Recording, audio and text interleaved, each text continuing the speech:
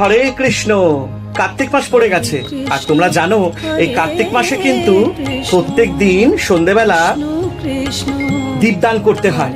তো কিভাবে দীপদান করতে হয়, তো চলো আজকে তোমাদের সেটাই দেখাবো।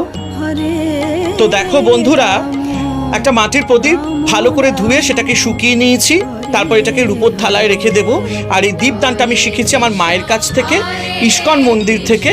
তো এইভাবেই আমার মা পুরো কার্তিক মাসে দীপদান করতেন এবং ঘিয়ের প্রদীপ দিতে হয়।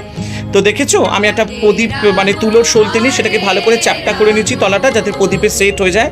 তারপরে ঘিয়ের মধ্যেটাকে চুবিয়ে নিয়েছি, ভালো করে প্রদীপটাকে ঘিয়ের চুবিয়ে তারপরে আমি ওই মাটির এই যে প্রদীপের মধ্যে ভালো করে বসিয়ে দিলাম সেট করে। তারপরে আমি কি করব, যেটা আমি মাকে দেখেছি, একটা কর্পূর নিতেন মা। হ্যাঁ, সেই কর্পূরটাকে ভালো করে একটুখানি সামান্য হাত দিয়ে ভেঙে একটু গুঁড়ো গুঁড়ো দানা নিয়ে তারপরে সেই সলতের মধ্যে একটুখানি লাগিয়ে দিতেন। এতে কি হয়, কর্পূর তো শুভ এবং ঘিয়ের প্রদীপও শুভ হয়, তাই জন্য মাথার ওপরটা একটুখানি ভালো করে কর্পূর দানাগুলো দিয়ে দিলাম, এতে প্রদীপটা অনেকক্ষণ ধরবে। তারপরে গোবিন্দ অষ্টকম গান গাইতে গাইতে, হরিনাম নিতে নিতে শ্রী চরণে 4 বার, নাভিতে 2 বার, শ্রী মুখে 3 বার এবং সম্পূর্ণভাবে 7 বার। আমি আবারও বলছি, মনে রাখবেন, শ্রী চরণে 4 বার, নাভিতে 2 বার, শ্রী মুখে 3 বার, তারপরে সম্পূর্ণ 7 বার ঘুরিয়ে ভগবানকে দেখিয়ে তারপরে চলে যাব আমি তুলসী মঞ্চে।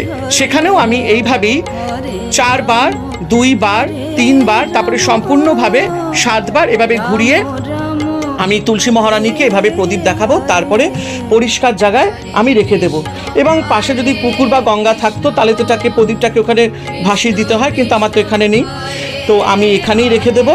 এবং প্রত্যেক দিন কার্তিক মাসে আমি এভাবেই দীপদান করব, এবং যেটা আমি মায়ের কাছ থেকে শিখেছি। খুব ভালো লাগলো, তোমরা কিন্তু কমেন্ট করতে ভুলো না।